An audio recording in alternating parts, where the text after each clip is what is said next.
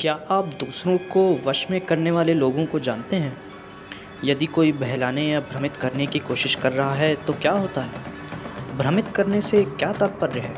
ये तो सिर्फ शिव ही बता सकते हैं। आशुतोष का अर्थ है वरदान और आशीर्वाद देने वाला। बहुत समय पहले एक असुर था जो शिव के शरीर की राख से पैदा हुआ था। एक बार उसने अमरता प्राप्त करने के लिए शिव की तपस्या की।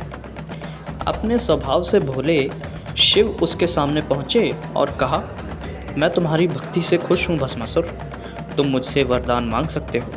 मुझसे कुछ भी मांगो और वह दिया जाएगा। भस्मासुर ने कहा, प्रभु, मैं भाग्यशाली हूँ कि आप मेरे लिए नीचे आए। मुझे तो बस इतना सा वरदान चाहिए था, मैं हमेशा जीवित रहूँ। मुझे अमरता चाहिए। नहीं, यह संभव नहीं है। इस ब्रह्मांड में हर प्राणी को मरना है।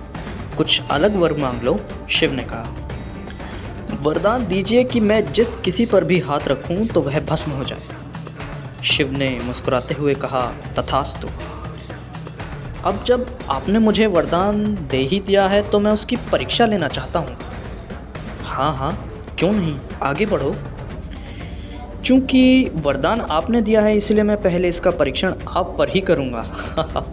और वह शिव के सिर पर हाथ रखने के लिए शिव की ओर दौड़ा। शिव डर गए और भागने लगे। शिव इधर से उधर दौड़ते रहे। वह भ्रमित और असहाय थे। अचानक उन्होंने भगवान विष्णु से मदद लेने के बारे में सोचा। वे वैकुंठ गए और विष्णु को सब कुछ बताया। विष्णु ने कहा, मैं इसका ख्याल रख लूँगा। तब विष्णु ने मोहिनी, एक दिव्य सुंदर कन्या का रूप धारण किया। वह असुर की ओर जाते हैं। भस्मासुर उनकी ओर आकर्षित हो जाता है और शिव को भूल जाता है। आप देखिए, अगर उसने त्र्यंबक की कहानी के बारे में सुना होता तो वह मोहित नहीं होता। वह उससे शादी करना चाहता तो था, तो उसने मोहिनी को बताया। मोहिनी ने कहा कि अगर वह उसे नाचने में हरा सकता है तो वह उससे शादी कर लेगी। भस्मासुर मान गया और वे दोनों नृत्य करने लगे। भस्मासुर ने जो मोहिनी ने किया वही किया। यदि मोहिनी ने ऐसा किया तो उसने दोहराया, मोहिनी ने वैसा किया तो उसने दोहराया।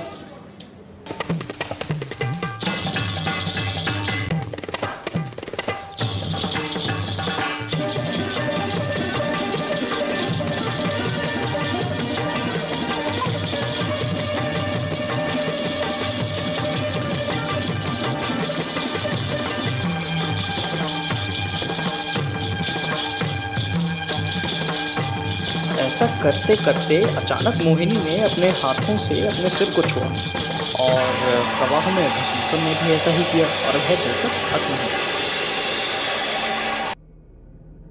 तो हमने क्या सीखा?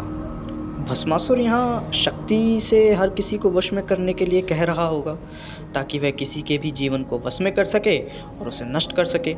वह शिव पर उन शक्तियों का परीक्षण करना चाहता था, क्योंकि शिव ही हैं जिनका पूरे ब्रह्मांड में हर चीज़ पर नियंत्रण है।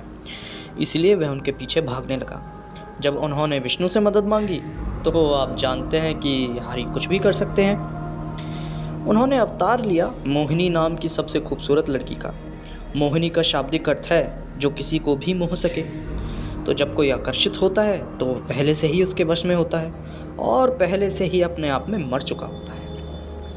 हम सभी इस व्यक्ति को जानते हैं कि कैसे वह सबसे ज़्यादा मार्क्स पाने के लिए सभी को बहलाने की कोशिश करता है, लेकिन फिर भी वह असफल हो जाता है, क्योंकि दौड़ में वही व्यक्ति जीतता है जो कभी धोखा नहीं खाता। हमारे आसपास बहुत सारे उदाहरण हैं, लेकिन हम उन्हें नज़रअंदाज कर देते हैं और फिर भी उनके फेर में पड़ जाते हैं और हमारे अपने विचार खतरे में पड़ जाते हैं। हमारे साथ भी ऐसा ही होता है। जब कोई हमें बहलाने की कोशिश करता है तो हम हमारे भीतर के व्यक्तित्व को मारने की कोशिश कर रहा होता है। यदि हम मरना नहीं चाहते हैं तो या तो हमें उसे भगाना होगा, या उसे वश में करना होगा, या अपनी मोहिनी से कुछ मदद लेनी होगी जो चमत्कार कर सकती है। तो जीवन बस मोहिनी, उस व्यक्ति या चीज़ को ढूंढना ही है जो चालाकी करने वाले का ध्यान भटकाए और आपका काम पूरा करने में आपकी मदद कर सके। यह आप हो सकते हैं, कोई मित्र, कोई मददगार हो सकता है, यहाँ तक कि कोई अंडरवर्ल्ड का व्यक्ति भी हो सकता है जो इसमें माहिर है। ओम नमः शिवाय।